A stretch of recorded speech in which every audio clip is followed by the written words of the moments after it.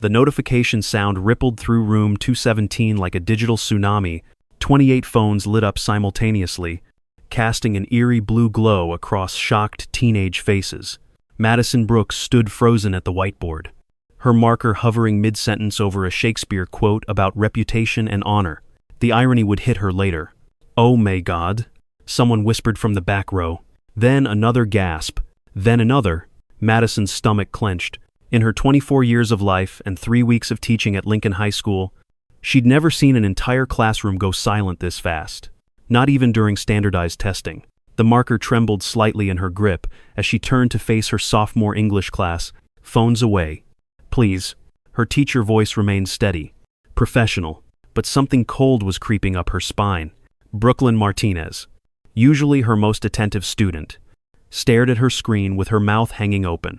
Her best friend, Trinity Washington, had actually covered her face with both hands, peeking through her fingers like she was watching a horror movie. "Miss Brooks." Brooklyn's voice came out strangled. You need to see this. Whatever it is can wait until after class." Madison tried to project authority, but the way every single student was now looking at her with that horrible mixture of shock, pity, and secondhand embarrassment made her voice crack slightly on the last word. From his seat in the back corner, Blake Morrison slowly raised his phone, a satisfied smirk spreading across his 18-year-old face like an oil spill. His linebacker's shoulders shook with barely contained laughter. "Oh, I don't think this can wait. Miss B." The way he said it, the way his crew hunter Campbell, Grayson Phillips, and Carson Mitchell all exchanged knowing looks, made Madison's blood run cold. She'd been teaching long enough to recognize the specific brand of cruelty that came with privilege and protection. "Blake, put your phone away, or what?" Blake stood up, all 6 feet 2 inches of entitled athlete. "You'll give me another F? Like the one you gave me on that essay last week?" Madison's mind raced. The essay, the one that was 60% plagiarized from online sources, the one where Blake's father, Robert Morrison School Board President and town selectman, had personally called her to discuss reconsidering the grade, the one where she'd politely but firmly stood her ground, side down. Blake. But he was already walking toward her, phone extended like a weapon. The rest of the class seemed to hold its breath. Someone, as she thought it was quiet, Savannah Williams in the third row, had started recording. The screen came into focus. Madison's professional photo from the school website. Her face, but not her body. Not her. Oh God. The deepfake was sophisticated, horrifyingly realistic. The kind that required actual skill and malicious intent to create. Her face seamlessly mapped onto explicit content that made her stomach lurch. The video title read "Miss Brooks Extra Credit Session" with laugh-crying emojis. 4,000 views already. Blake announced to the class, and climbing. "Guess you're famous now?" Miss B. Madison's hand found the edge of her desk for support. 4,000. That was more than the entire student body. That meant parents, other teachers, the community. Her mind calculated the viral math while her body stayed frozen. "Delete it." Her voice came out low, controlled. Something in her tone made several students sit up straighter. "Now."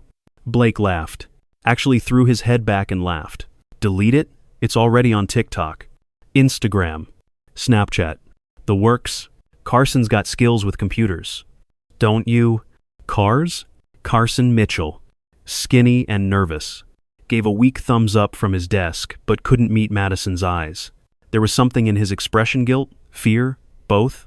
"You don't know who you're messing with," Blake continued, stepping closer, close enough that Madison could smell his excessive body spray mixed with protein shake.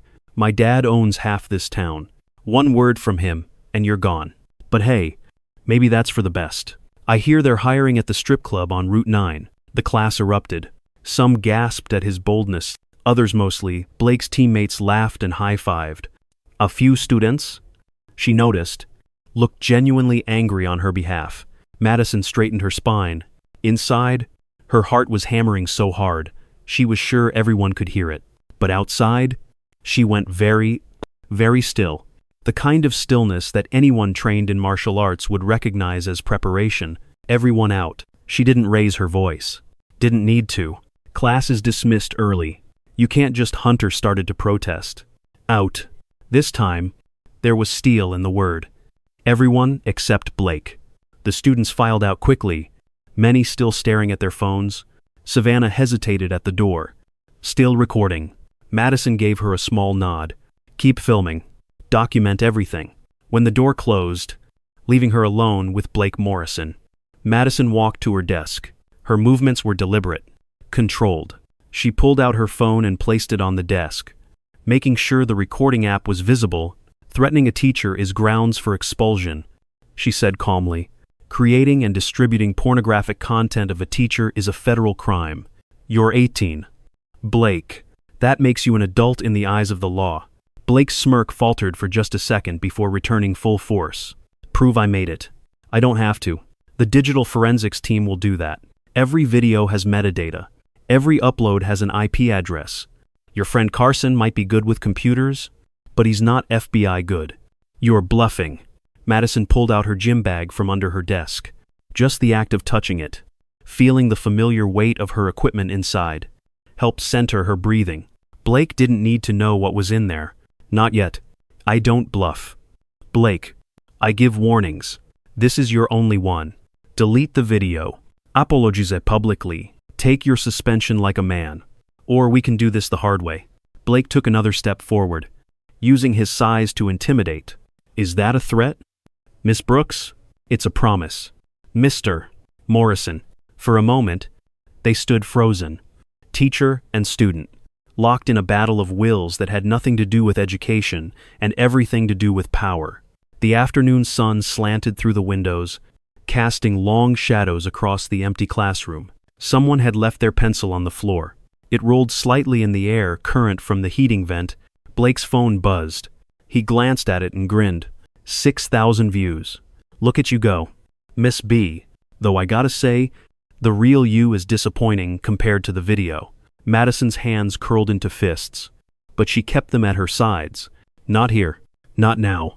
Not yet. Get out of my classroom. Blake backed toward the door, hands up in mock surrender. See you around. Miss Brooks, or should I say, Miss Pornstar? He left laughing. Madison stood alone in her classroom, Shakespeare's words about reputation still visible on the whiteboard behind her. Her hands were shaking now, not from fear, from rage. She picked up her phone and scrolled through the notifications already flooding in. Emails from concerned parents, texts from other teachers, a missed call from Principal Coleman. The video had indeed gone viral, spreading through the school like digital wildfire. Madison sank into her chair and opened her gym bag. Her black belt was folded neatly on top, the gold embroidery spelling out her name and third-degree ranking. Beneath it, Hea Training Ga. The familiar sight grounded her.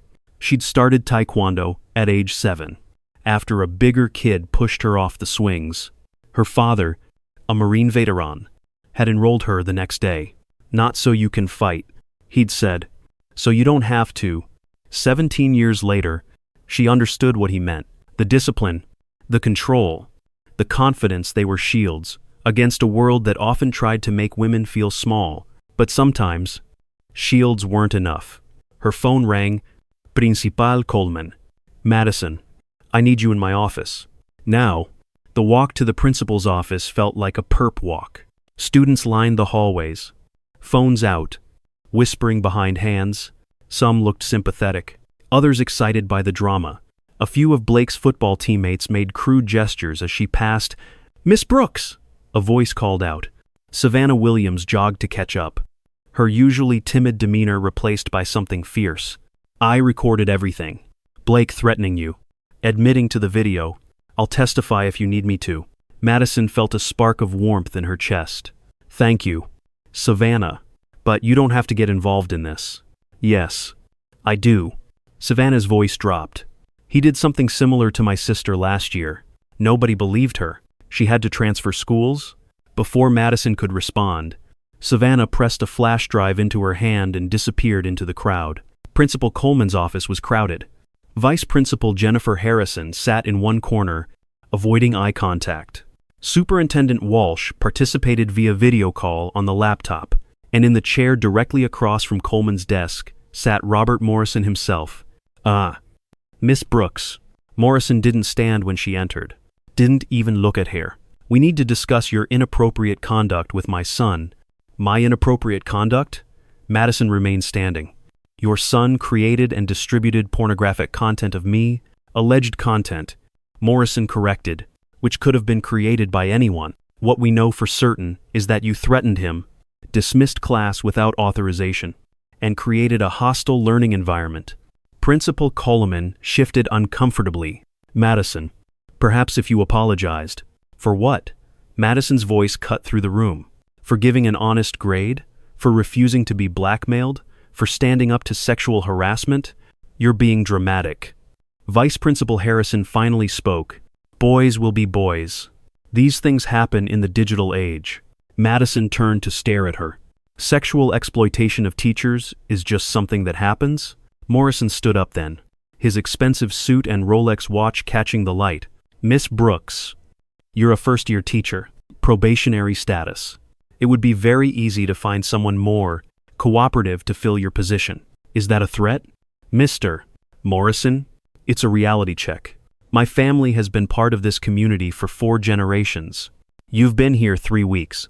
Who do you think the school board will side with? The video call crackled. Superintendent Walsh cleared his throat. Let's all take a breath. Madison, I suggest you take a few days off. Paid leave while we investigate. Investigate what? The crime committed against me or the Morrisons' hurt feelings? That's enough. Principal Coleman said weakly. Madison, please, think about your career. Madison looked at each of them in turn. The administrators who should protect their teachers but wouldn't. The small-town politics that valued power over justice. The system designed to silence victims and protect predators. I am thinking about my career, she said quietly, and my students, and every other teacher who's been told to just take it. I'm filing a police report. I'm contacting the FBI Cybercrimes Unit. And I'm not backing down. She turned to leave, then paused at the door. Oh, and Mr. Morrison, your son was right about one thing. I am famous now. Let's see how that works out for all of you. Madison left the office with her head high. But inside she was calculating. The Morrisons had money, influence, connections. She had a black belt and a flash drive from a brave student. It didn't seem like a fair fight. Good thing she'd never fought fair. Her classroom was empty when she returned, but someone had been there. Her desk was covered in printed screenshots from the video, explicit and degrading. Her coffee mug was smashed on the floor. Her personal items were scattered. Madison surveyed the damage calmly. Then she took out her phone and photographed everything. Evidence. Always collect evidence. Master Kim had taught her that along with the flying sidekicks, a knock at the door made her tense. But it was just Marcus Jefferson and Brooklyn Martinez, looking concerned. Miss Brooks, are you okay? Brooklyn asked. We saw what Blake posted. Marcus added, it's messed up. Half the school is sharing it, but the other half is really angry about it. There's already a hashtag. Brooklyn showed her phone, number, Justice for Miss B. Some of us are trying to report the video on every platform. Madison felt tears prick her eyes for the first time. Thank you both, but you should probably keep your distance from me right now. I don't want any backlash affecting you. Respectfully, Miss B. Marcus said. Screw that. You're the only teacher who actually cares about us learning. We're not abandoning you now. They helped her clean up the classroom, carefully preserving evidence of the vandalism. As they worked, more students trickled in. Trinity Washington brought paper towels. Destiny Chen, Madison noted the irony of the name, offered her lawyer mother's contact information. Even some of the quieter students showed up just to help. By the time they finished, Madison had a small army of supporters and a phone full of evidence. But she also had 17 missed calls from unknown numbers and dozens of vile messages from anonymous accounts. The parking lot was nearly empty by the time Madison headed to her car. The late afternoon sun cast long shadows between the vehicles. She was fishing for her keys when she heard footsteps behind her. Leaving so soon? Miss Pornstar? Blake Morrison leaned against her Honda Civic, flanked by Hunter and Grayson.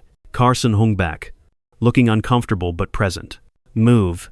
Madison's voice was calm, but her body shifted automatically into a ready stance. Or what? Blake pushed off her car, leaving a greasy handprint on the window. You'll give me detention? Oh wait. You can't. You're on leave.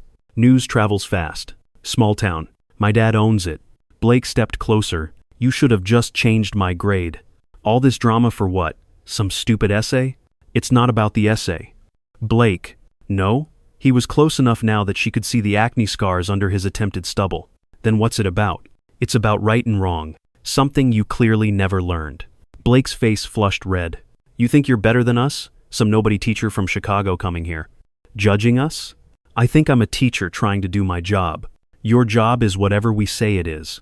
Blake's voice dropped to a growl. My family owns the school board. The police chief golfs with my dad. Judge Martinez is my godfather. You can't win this. Madison felt the familiar calm settle over her. The pre-fight zen that Master Kim had drilled into her. Heart rate steady. Breathing controlled. Weight balanced. I don't have to win. Blake. I just have to be right. Being right doesn't matter when you're unemployed and ruined. He pulled out his phone. 8,000 views now. By tomorrow, you'll be a meme. By next week, unemployable. This follows you forever. So does this. Madison said quietly. What? She nodded toward the school security camera mounted on the light pole, then to Carson's phone, which he'd been holding up the entire time, probably live streaming to protect his friends, or maybe, judging by his expression, for other reasons. Everything you just said, your admission, your threats, your family's corruption, all recorded. Blake's face went from red to purple. Carson, turn that off. But Carson took a step back. Still filming. I can't. Blake, this has gone too far. You little Blake lunged toward Carson. But Madison moved. It wasn't dramatic. No flying kicks or showy moves. Just a simple redirect of Blake's momentum that sent him stumbling past Carson into the side of a pickup truck. Aikido. Not Taekwondo. But effective. Don't touch him. Madison said calmly. Blake spun around. Fist cocked. You just assaulted me. I prevented you from assaulting Carson. Big difference. Hunter and Grayson moved to flank her, but she shifted position, keeping all three in sight. Hika et Hepek. Escape route to her left. Camera angles covered. Last chance. Blake snarled. Apologize. Delete your reports. Leave town. Or we make your life hell. Madison actually smiled then. The first real smile she'd had all day. You already played your best card. Blake. The video. The humiliation. The threats. And I'm still standing. Still fighting. What else you got? The standoff stretched taut in the empty parking lot. 3 football players versus 1 English teacher. Anyone watching would assume they knew how this would end. They'd be wrong. Blake charged first. Exactly as Madison expected. Bullies always telegraph their moves with their egos. She sidestepped, letting his momentum carry him past. Her foot swept out in a textbook technique, and Blake Morrison, star quarterback and town prince, face planted on the asphalt. Hunter and Grayson froze, shock replacing aggression. Blake groaned from the ground. Nose bleeding. You all saw that, right? Madison addressed Carson's still rolling phone. He attacked me. I defended myself. You're dead. Blake spat blood. You're so dead. No, Madison said, backing toward her car. I'm a teacher, and class is dismissed. She drove away, leaving them in the parking lot. In her rearview mirror, she saw Carson helping Blake up while still filming. Smart kid. Document everything. Her phone rang as she pulled into her apartment complex. Unknown number. She almost didn't answer, then decided she was done running. Hello? Miss Brooks? This is Channel 7 News. We'd like to interview you about the video and the incident in the parking lot. Carson Mitchell is live streaming and Madison hung up. Checked social media. Carson's live stream had 10,000 viewers. The hashtag number Justice for Miss B was trending locally. Someone had already edited her takedown of Blake into a TikTok with dramatic music. She sat in her car, processing. In 12 hours, she'd gone from anonymous first-year teacher to viral sensation. The deepfake was still spreading, but so was the backlash against Blake. The parking lot confrontation was being shared with comments like FAFO and Queen Teacher. Her phone buzzed. A text from an unknown number. You think you won something today? This is just the beginning. The Morrisons don't forget. Madison deleted it and grabbed her gym bag. She had a feeling she'd need to be in peak training for whatever came next. As she climbed the stairs to her apartment, another text arrived. This one made her freeze. Miss Brooks. My name is Destiny Chen. Yes, really. I'm the Olympic Taekwondo coach at the Denver Training Center. I saw your technique in that video. We need to talk. That wasn't just self-defense. That was championship-level movement. I know because I've seen it before. Seoul, 2019. You were there, weren't you? Before you disappeared. Madison's hand trembled as she unlocked her door. Nobody was supposed to know about Seoul, about what happened, about why she quit competitive fighting and became a teacher. But apparently, the internet never forgets anything, and neither did the Morrisons. As she closed her door, she could hear sirens in the distance. Coming closer, her phone lit up with notifications. Principal Coleman, the police, her mother in Chicago, Channel 7, 9, and 11. The story was exploding beyond anyone's control. Madison Brooks, mild-mannered English teacher, set down her bag and looked at the black belt she'd hidden from the world for 5 years. Tomorrow would bring lawyers, media, and whatever revenge the Morrison family could orchestrate. But tonight, she had work to do, evidence to organize, strategies to plan, and a secret from Seoul that was about to surface whether she wanted it to or not. Her father had been wrong about one thing. Sometimes, you did have to fight. The trick was knowing when to stop holding back. 24 hours later, everything would change. But Madison didn't know that yet. All she knew was that Blake Morrison had made a critical error. He'd assumed that because she was young, female, and new, she'd be an easy target. He was about to learn why you should never underestimate an English teacher, especially one who could break boards with her bare hands and had reasons for hiding her black belt that went deeper than anyone imagined. The deepfake had been meant to destroy her. Instead, it had awakened something that Madison Brooks had spent 5 years trying to forget. The fighter was back. 24 hours later, Madison Brooks stood at the entrance of Lincoln High School's packed auditorium. Every seat was filled. Parents lined the walls. News cameras clustered at the back like electronic vultures. The emergency school board meeting had drawn the kind of crowd usually reserved for championship football games. She'd dressed carefully. Professional blazer over a form-fitting athletic shirt, dress pants that allowed for movement, hair pulled back tight. The outfit of someone ready for court or combat, whichever came first. Miss Brooks. A hand touched her shoulder. She turned to find Destiny Chen, looking exactly like her Olympic photos, but with 5 more years of wisdom in her eyes. We need to talk before this starts. Now's not really. They don't know about Seoul, but I do. And if you're going to survive this, you need to stop hiding who you really are. Madison felt her chest tighten. That's not who I am anymore. No? Destiny gestured toward the auditorium.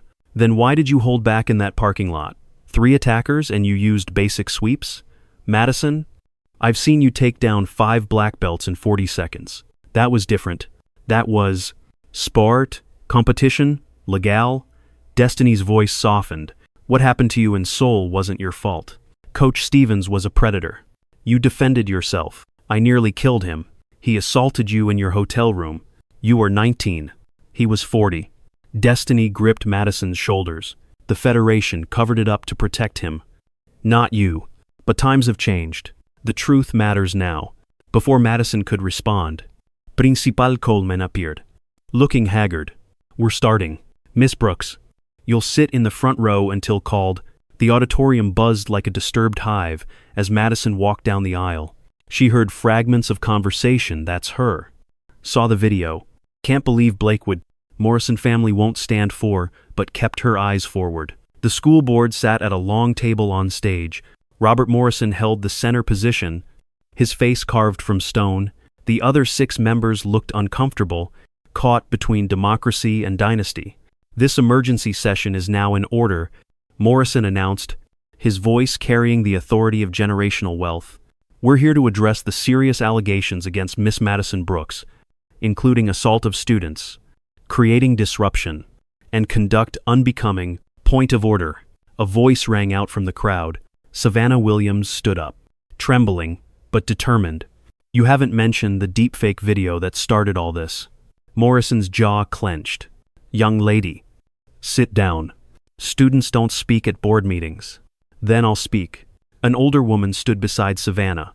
I'm her mother, Angela Williams, and I have something the board needs to see. She held up a thick folder, Evidence of Blake Morrison's pattern of harassment. Not just the deepfake of Miss Brooks, 7 other girls over 3 years. My older daughter Rebecca was one of them. The auditorium erupted, parents shouting questions, students pulling out phones. Morrison slammed his gavel repeatedly. Order. This is not relevant to... It's completely relevant. Another parent stood, then another. Soon, a dozen people were on their feet. Brooklyn Martinez's mother stepped forward.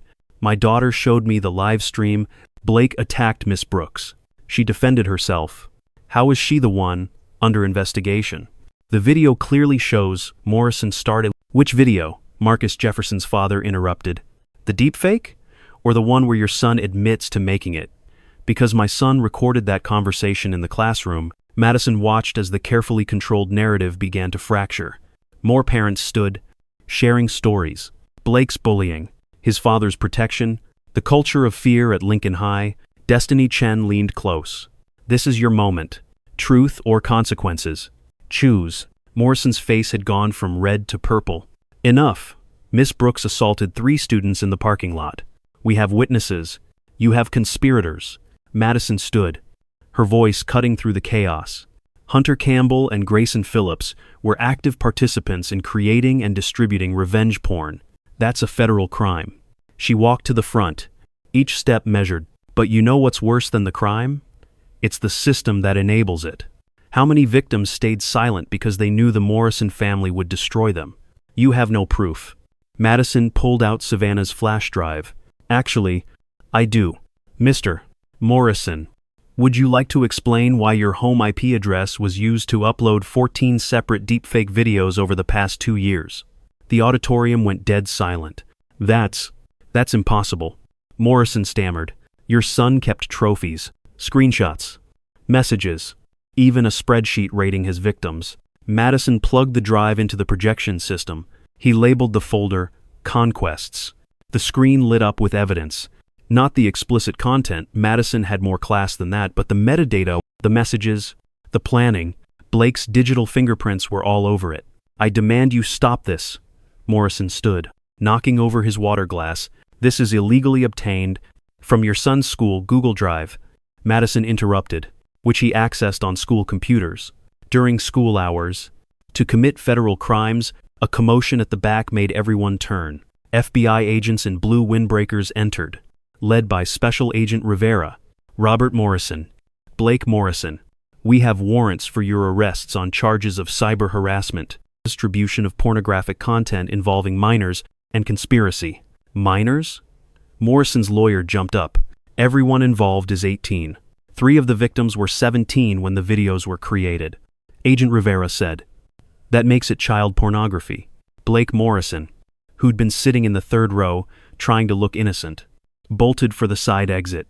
He made it 4 steps before Madison moved. Later, witnesses would swear she teleported. 1 second she was by the projection screen. The next, she was airborne. Her flying side kick caught Blake's center mass, dropping him like a sack of potatoes. She landed in a perfect stance, not even breathing hard. That's for all of them, she said quietly. The FBI agents cuffed Blake as he wheezed on the floor. His father was shouting about lawsuits, constitutional rights, his connections. Nobody was listening anymore. Miss Brooks. Agent Rivera approached. That was impressive.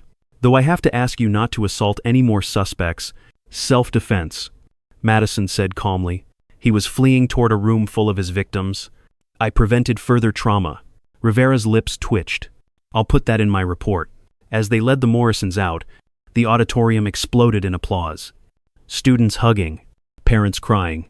Years of fear finally ending. But Madison noticed something else. Several school board members quickly resigning on the spot, distancing themselves from the wreckage. Principal Coleman took the microphone with shaking hands. I owe Miss Brooks an apology. We all do. The systemic failures that allowed this. I'm tendering my resignation effective immediately. Wait. Madison called out, Principal Coleman. You're not the problem. You're just another victim of the Morrison machine. Stay. Help us fix this. He stared at her, tears in his eyes. After how I failed you? We all fail sometimes. What matters is what we do next. The meeting dissolved into chaos. but the good kind, parents organizing, students testifying, teachers finally speaking up. About years of administrative pressure, Madison found herself at the center of it all. No longer the victim, but the catalyst. "Miss Brooks," Channel 7's reporter pushed through the crowd. "How does it feel to be vindicated?" "It feels like justice. Not just for me, but for everyone Blake hurt. The video of you taking him down has 50 million views. People are calling you the Taekwondo teacher." Madison winced. "I'm just a teacher who refused to be silenced." "But your background, weren't you supposed to compete in the Olympics before you suddenly quit?" The question she'd been dreading. Madison felt Destiny's hand on her shoulder, supportive and grounding. "Yes," Madison said simply, "I was on track for the Olympics. But sometimes life takes different paths. I chose teaching because I wanted to protect people in a different way." "Can you elaborate on why you quit?" "No. That's my story to tell when I'm ready." The reporter pressed on, but Destiny stepped in. "Miss Brooks has been through enough today. Let her celebrate this victory." As the crowd dispersed, Madison found herself surrounded by students. Savannah, Brooklyn, Trinity, Marcus, even Carson, who looked shell-shocked but relieved. "Miss B," Carson said quietly, "I'm sorry. About the deepfake. Blake made me do it. But that's no excuse." Madison studied him. 18 years old, brilliant with computers, terrible at standing up for himself. "Carson, you're looking at federal charges. But you also live-streamed the truth when it mattered. That took courage. My mom's getting me a lawyer. I'm going to testify against Blake. Tell them everything." "Good. And Carson, use your skills for good from now on." He nodded rapidly. "Actually, I already started. I built a program that can detect deepfakes.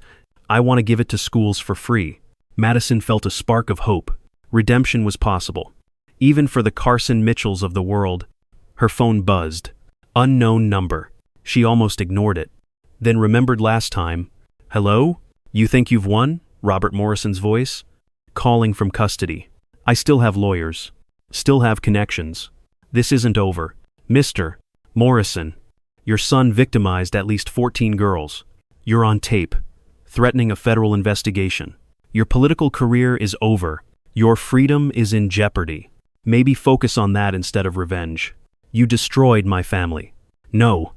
See, you did that yourself the first time you covered up Blake's crimes instead of getting him help." She hung up on his profanity.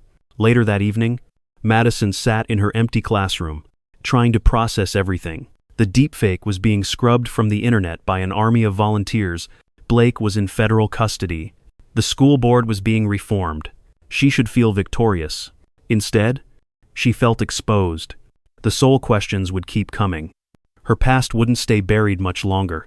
A knock interrupted her thoughts. Destiny entered with someone Madison hadn't seen in 5 years. Master Kim. Her old coach.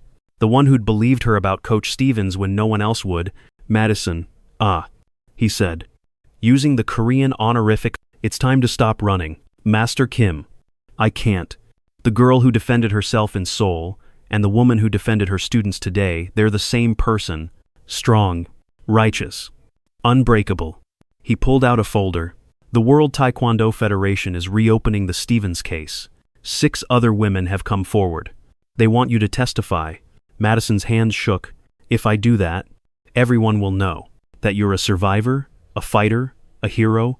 Destiny sat beside her. "Madison, you just took down a corruption ring while being publicly humiliated with deepfake porn. You think testifying about Seoul could be worse?" Master Kim placed something on the desk. Madison's old competition dobok, the V-neck uniform of a black belt competitor, her name still embroidered in gold. "The Federation also wants to invite you back, not to competito, coach, to protect the next generation." Madison touched the fabric. Memories flooding back. The years of training. The victories. The night Coach Stevens entered her room with a keycard he shouldn't have had. The fight that ended with him in intensive care and her career in ruins. "I need time to think." "Of course, but Madison," Master Kim smiled. "That kick today? Perfect form. You haven't lost a step." They left her alone with her thoughts and her ghosts. Madison held the uniform, weighing past against future. Her phone lit up with messages: students, parents, fellow teachers, reporters. The Taekwondo teacher was trending #1 nationally. A soft knock. Brooklyn and Savannah peered in. "Miss B, we wanted to check on you." "I'm okay. Just thinking." "About the Olympics thing?" Brooklyn asked. "We Googled you. Madison Brooks. Junior world champion. Youngest American to medal at Worlds." Madison sighed. "That was a different life." "Was it?" Savannah stepped forward. "You protected us just like you protected yourself back then. That's not a different person. That's who you are." From the mouths of babes. Madison murmured. "We're not babies." Brooklyn protested. "We're sophomores, and we want to learn." "Learn what?" "Self-defense. Confidence. How to stand up to bullies." Savannah pulled out her phone, showing a group chat with 200 members. "Half the school wants to learn from you." Madison stared at the screen. "I'm an English teacher, not a martial arts instructor. So teach both." Brooklyn said simply, "Literature in the morning. Life skills after school." The idea was crazy, also perfect. I'd need approval from the new administration. Already got it. Vice Principal Harrison entered, looking sheepish. "Madison, I owe you an apology. Boys will be boys might be the stupidest thing I've ever said. We all make mistakes." "No, please let me finish. I have 2 daughters. Watching that meeting, thinking about what could have happened to them, I'm ashamed. But if you're willing, I want to support whatever you need. Self-defense classes, anti-bullying programs, whatever helps keep our students safe." Madison felt something shift inside her chest. The wall she'd built around her past, brick by brick, starting to crumble. Maybe it was time to stop hiding. Maybe Seoul was part of her story, not her shame. "Okay," she said quietly. "Let's do it." The students cheered, hugging her. Even Harrison smiled. Madison's phone buzzed with another unknown number. But this time she recognized the Korean country code. "Master Kim gave you my number." The text read, "This is Yuna Park, current Olympic gold medalist. I was 13 when Coach Stevens approached me at a training camp. You saved me. Unnie. Time to tell the world who really deserves shame." Madison stared at the message, tears finally coming, not from sadness but from release. All these years, she'd carried the weight alone, but she'd never been alone, just silenced. No more. 3 weeks later, Lincoln High's gym was transformed. Mats covered the floor, heavy bags hung from the ceiling. A banner read "Respect. Discipline." Courage in both English and Korean. Madison stood before 60 students, wearing her dobok for the first time in 5 years. In the front row, Savannah and Brooklyn led the class in warm-ups. Carson was there too, part of his community service agreement. Even some football players had joined after Blake's arrest, shattered the team's toxic culture. "Before we begin," Madison said, "I want to be clear about something. The martial arts aren't about violence. They're about peace through strength, confidence through discipline, safety through preparation. Like in literature, Marcus called out, 'Know the rules before you break them.'" Madison smiled. "Exactly. Now, first lesson, how to break a hold." She demonstrated on a practice dummy, but her mind was already on evening. In 4 hours, she'd be on a video call with Seoul, testifying to the international investigation. Tomorrow, the world would know her whole story. But today, she was teaching, protecting, building something better from the ashes of what the Morrisons had burned down. "Miss B," Trinity asked during water break, "were you scared when Blake came after you?" Madison considered lying, then chose truth.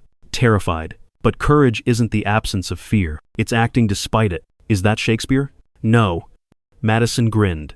"That's Master Kim, by way of my dad." Though Shakespeare would approve, the class laughed, returning to practice. Madison watched them former bullies and victims training side by side. Learning that strength wasn't about domination but protection, her phone buzzed. A message from Blake Morrison, sent through his lawyer. An apology, probably coached but seemingly sincere. He wanted to meet when he got out, to make amends. Madison would consider it. People could change, given the chance and the choice. Another message. This from the new school board president. Madison's anti-bullying program was approved for district-wide implementation. They wanted her to train other teachers. And a third, from Destiny Chen. The U.S. Olympic Committee wanted to honor Madison at the next games, not as a competitor but as a coach and advocate. Full circle. Madison pocketed her phone and returned to her students. Outside, news vans still occasionally circled the school, hoping for follow-ups on the Taekwondo teacher. Let them circle. She had work to do. Now, she announced, let's talk about the philosophy behind the physical. Who can tell me why we bow before entering the mat? Hands shot up. Even from the former bullies, culture had shifted at Lincoln High. Fear was out. Respect was in. And Madison Brooks' English teacher, martial artist. Survivor stood at the center of it all. She thought about the deepfake that started everything, how it was meant to destroy her but instead revealed the rot in the system, how her worst nightmare became the catalyst for change. Sometimes the best literature came from real life, and sometimes the best teachers were the ones who'd learned the hardest lessons. Respect for the space. Savannah answered, for the art, for each other, perfect. Now let's see that respect in action. Partner up. We're learning to fall safely before we learn to fly. As the students paired off, Madison felt a presence. She turned to find her advanced placement literature class gathered at the gym door, still in their school clothes. Can we join? One asked. We were discussing heroic archetypes in class and realized we're watching one in real life. Madison's throat tightened. Literary analysis ends at 3:15, but life lesson don't. Brooklyn said, you taught us that how Hamlet's inaction led to tragedy, how Elizabeth Bennet's pride protected her from predators, how Scout Finch learned courage from watching her father, and now we're watching you. Marcus added, teacher by day, protector by choice. That's better than any book. Madison gestured to the changing room. Spare uniforms are in there. But if you join, you commit. Literature and life skills aren't separate. They're the same lesson from different angles. As her AP students rushed to change, Madison caught her reflection in the mirror. No longer the frightened 19-year-old who fled Seoul. Not the hiding teacher who'd walked into Lincoln High 3 months ago. Someone new. Someone integrated. Someone whole. The deepfake was gone from the internet, scrubbed by an army of supporters. Blake Morrison was awaiting trial. His father's political career was over. The school had transformed from a hunting ground to a haven, but the real victory was smaller, quieter. It was Savannah standing taller, Carson choosing redemption, students learning that strength and compassion were partners, not opposites. Miss B, Vice Principal Harrison called from the door. Sorry to interrupt. There's someone here to see you. Madison tensed, then relaxed when she saw who it was. Rebecca Williams, Savannah's older sister, the girl who'd transferred schools after Blake's harassment. She stood uncertainly in the doorway, watching her younger sister practice with tears in her eyes. I came back. Rebecca said simply, heard it was safe now. Heard someone finally stood up to them. Madison pulled her into a hug. Welcome home. As Rebecca joined the class, Madison realized this was how change really happened. Not in viral videos or dramatic takedowns, but in small acts of courage that rippled outward. One student standing up, one teacher refusing to back down, one community choosing justice over comfort. The martial arts had taught her to fight. Literature had taught her why fighting mattered. Teaching had shown her that the two were never really separate. Her phone buzzed one last time, a notification that her testimony to Seoul had been received, that Coach Stevens would finally face justice, that the young athletes he'd targeted would be heard. Madison silenced the phone and returned to her students. The past could wait, the future stretched ahead, full of possibility. But the present 60 students learning to stand strong, speak truth, and protect each other, that was everything. All right, everyone, she called out. Let's work on blocks. Remember, defense comes before offense. Always. As the class moved in unison, Madison felt her father's presence. The Marine who'd enrolled a scared 7-year-old in Taekwondo, believing she could be more than a victim. He'd been right, just not in the way either of them expected. She wasn't just a fighter or just a teacher. She was both, and that combination brains and brawn, wisdom and strength. Literature and life was exactly what her students needed. The bullies had posted a deep fake, thinking they could destroy her. Instead, they'd created a legend, and the legend was just getting started. During the question period, a young Korean athlete stood up. Through a translator, she asked, "What would you tell someone facing abuse right now?" Madison's throat tightened. "That you're not alone. that speaking up isn't weakness, it's the ultimate strength, that the system protecting abusers is weaker than it appears. One voice becomes two, becomes thousands. Start speaking. After the conference, Madison found herself on the competition floor where everything had started.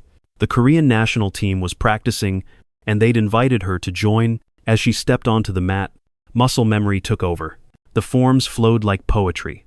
Each movement, a word in a language her body never forgot. Your technique is still flawless, Yuna Park said, the gold medalist who'd thanked Madison for saving her from Stevens. You could compete again. Madison smiled. I am competing, just in a different arena. Her phone buzzed. A video from Vice Principal Harrison. Lincoln High's gymnasium was packed with students from across the district, all in doughbox, all learning the basics of self-defense. The program had spread to 12 schools. By next year, it would be statewide. Miss B, Brooklyn's voice pulled her back.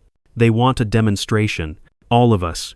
Madison looked at her students, these brave young women who'd traveled across the world to support her testimony, who'd transformed from victims to teachers themselves, who proved that courage was contagious when given the right conditions to spread. Let's show them what Lincoln High can do, Madison said. They performed Poomsae together. Synchronized movements, telling the story of struggle and triumph. The Korean athletes joined them, creating a beautiful fusion of experience and hope. Someone filmed it, and Madison knew it would go viral by morning. Another positive video to replace the poison that started everything. Later, sitting in a Seoul cafe with her students, Madison reflected on the strange journey. From Olympic hopeful to assault survivor to hidden teacher to viral sensation to accidental revolutionary, not the path she'd planned, but maybe the one the world needed. Miss B, Trinity asked, do you regret what happened? All of it? Madison considered the question. The deepfake had been violating. Traumatic. The confrontations terrifying. The exposure of her past painful. But, no, she said finally, because look what grew from that pain. Look who you've become. Look at the lives we've changed. Sometimes the worst things that happen to us become the catalyst for the best things we do. Savannah raised her green tea. To the Taekwondo teacher who taught us to fight with our minds and our bodies, to the students who reminded me why both matter, Madison countered. They toasted as the Seoul sunset painted the sky gold. Tomorrow, they'd fly home to continue the work. More students to train, more voices to amplify, more systems to challenge. But tonight, they were just a teacher and her students, sharing tea and triumph in a city that had once broken Madison but now witnessed her resurrection. The Bullies had posted a deepfake. They'd created a revolution instead. And this revolution was just beginning to kick.